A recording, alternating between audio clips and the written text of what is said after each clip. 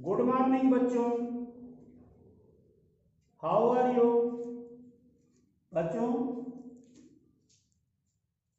वैद्युत धारा की पार्ट 3 में हम आपको ओम के नियम की व्याख्या बताएंगे जो अनुगमन वेग के आधार पर होगा। इसके पहले के एपिसोड में हम आपको अनुगमन वेग, चालक में इलेक्ट्रॉन की स्थिति, मुक्त इलेक्ट्रॉनों के द्वारा आवेश का प्रवाह, धारा घनत्व, वैद्युत धारा तथा धारा घनत्व में संबंध, गतिशीलता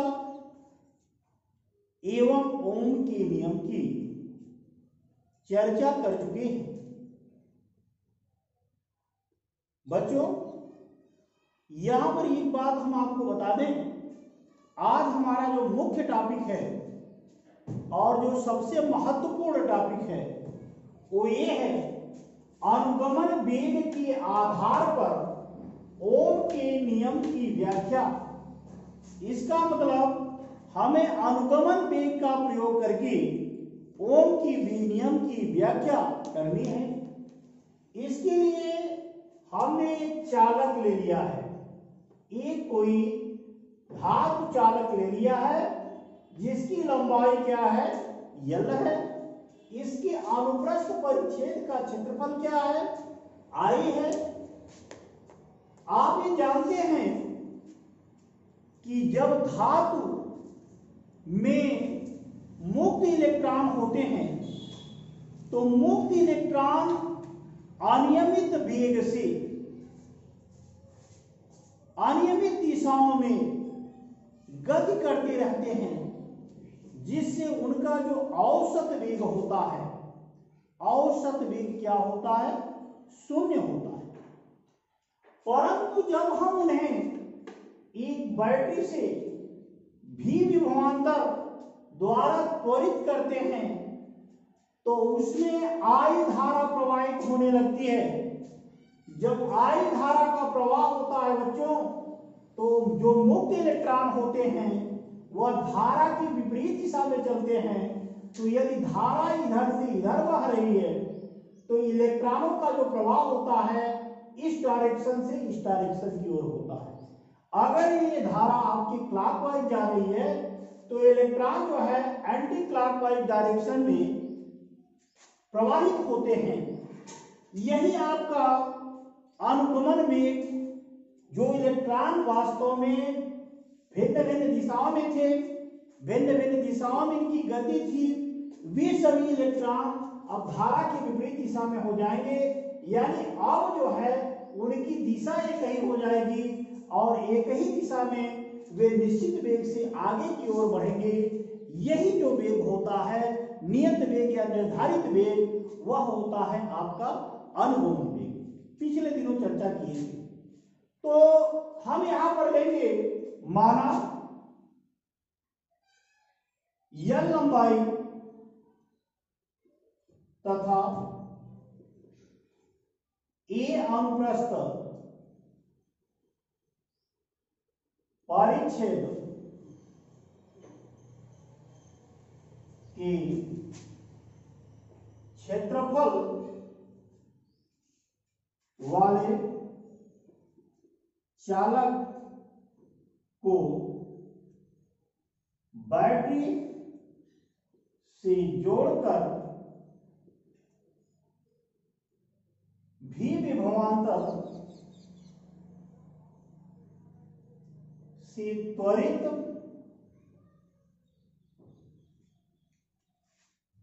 करने पर आई धारा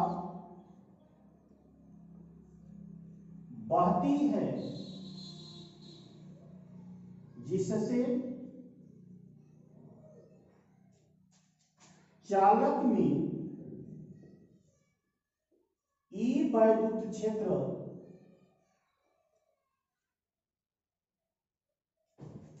स्थापित हो जाता है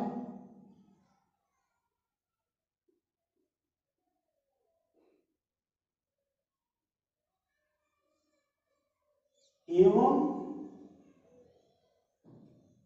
मुक्त इलेक्ट्रॉन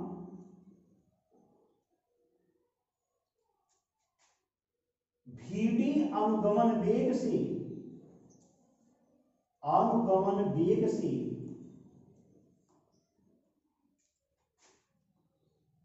धारा की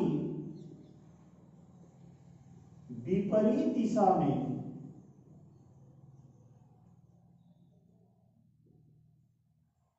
प्रवाहित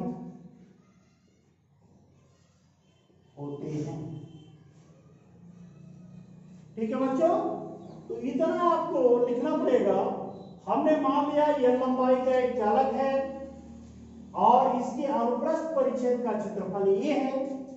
इसको एक बैटरी से हमने जोड़ दिया और बैटरी से जोड़ने के पश्चात भी विभवांतर से त्वरित है। तो जब भी विभवांतर इसको दिया गया तो आई एम्पियर की धारा इस तरह से क्लॉकवाइज में प्रवाहित हो रही है। तो इलेक्ट्रॉन जो है जो भिन्न भिन्न दिशाओं में गति करते थे वे सभी एक निश्चित दिशा में एक निश्चित वेग से ये धारा की विपरीत दिशा में प्रवाहित होंगे। इसमें आपका वैद्युत क्षेत्र E स्थापित हो जाएगा। तो आप जानते हो कि अतः वैद्युत धारा I बराबर क्या होता है, हमने मान लिया कि इसमें प्रति एकांक आयतन में प्रति सेकंड कितने इलेक्ट्रॉन प्रवाहित हो रहे हैं, n इलेक्ट्रॉन प्रवाहित हो रहे हैं और एक इलेक्ट्रॉन का आवेश कितना होता है, E होता है। E का मतलब 1.6 × 10⁻⁻19। तो I = NeAVD, ये आपको पता है। अब आप जानते हो कि यदि दो क्रमागत टक्करों का अंतराल टाउ हो तो दो क्रमागत टक्करों का अंतराल यदि टाउ हो तो हमारा अंतिम वेग क्या होता है, अनुगमन वेग Vd। प्रारंभिक वेग इसका औसत क्या था, 0 था और प्रारंभिक वेग इसका क्या था, 0 था। ये हम लेंगे तो A × टाउ दो क्रमागत टक्करों का वो है। तो Vd बराबर हो जाएगा V = U + आपका AT फार्मूला है, ये लिख दीजिए। अंतिम वेग क्या हो रहा है, अनुगमन वेग। प्रारंभिक वेग इसका 0 है, A × टाउ हो रहा है। तो यहां से आप निकाल सकते हो Vd बराबर यहां से क्या हो जाएगा, A भी निकाला जा सकता है। तो ये हो जाएगा Vd की वैल्यू समीकरण 1 से यहां रख दीजिए। तो समीकरण 1 से अगर हम Vd का मान यहां रखते हैं तो ये हो जाएगा I/NeA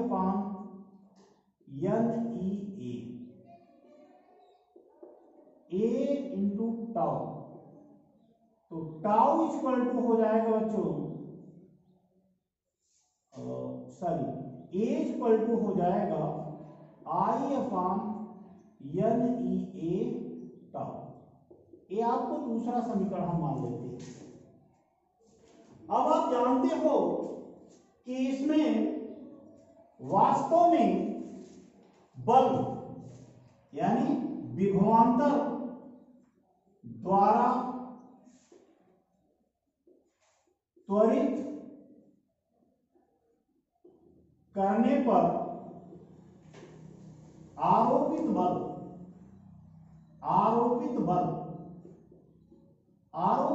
क्या होगा बच्चों, यह बराबर होता है QE यानी E × E। हमको ये पता है कि कैपिटल ई बराबर क्या होता है, V by L, V by यल। तो यहां से हम F इक्वल टू लिख सकते हैं EV अपान यल। F बराबर क्या होता है, यम होता है, तो EV बाई यल, तो A इक्वल टू हो जाएगा EV बाई यम इंटू यल। ये आपका तीसरा समीकरण। अब आप देख सकते हैं समीकरण 2 और समीकरण 3 दोनों पक्ष एक्सेलरेशन a के बराबर है। तो क्या हो जाएगा, समीकरण 2 व 3 से आप इसको बराबर कर दीजिए, तो हो जाएगा I अपान एन ई ए टाउ इज इक्वल टू ई भी बाई यम इंटू यल। आप देख सकते हैं I इक्वल टू हो जाएगा, या यहां से V इक्वल टू अगर निकालना चाहे तो इसका हम तिर्यक गुणा करेंगे, तो क्या हो जाएगा यम यल अपान यन ए आ जाएगा, इसमें गुणा हो जाएगा यानी स्क्वायर ए टाउ इंटू आई।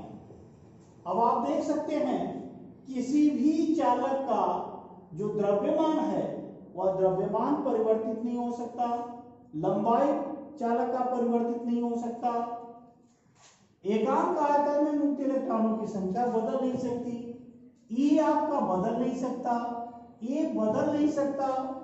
दो क्रमागत टक्करों के बीच की जो समय अंतराल है वह निश्चित रूप से पहले से ही फिक्स है कि ये इतने समय में टकराते हैं।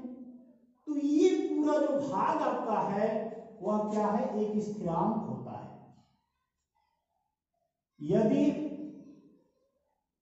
इतना भाग स्थिरांक है तो हम कह सकते हैं V is proportional to I। अतः या आप ऐसे लिख सकते हो, यदि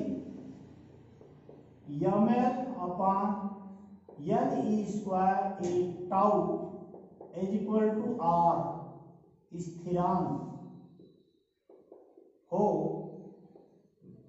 तो क्या हो जाएगा बच्चों, V equal to I into R या R इंटू आई, यानी V प्रोपोर्शनल I। अतः ओम के नियम की पुष्टि होती है। ठीक है बच्चों, ये बहुत बार एग्जाम में पूछा गया है, अक्सर एग्जाम में आता रहता है, तो आप इसको देख लीजिए और इसकी अच्छी तरीके से आने वाले एग्जाम में तैयारी कर लीजिए। ये बहुत ही इंपॉर्टेंट आपका एक डेरिवेशन जो बताया गया, ये बहुत इंपॉर्टेंट डेरिवेशन है। अक्सर यूपी बोर्ड के एग्जाम में और सीबीएसई बोर्ड के एग्जाम में भी इस अक्सर पूछा जाता है। तो बेसिक फंडामेंटल है और इसको देख लीजिए, इसकी तैयारी कर लीजिए। अगले दिन हम आपको और किसी अच्छे डेरिवेशन और अच्छे थ्योरम के बारे में चर्चा करेंगे। तब तक के लिए धन्यवाद। Thank you.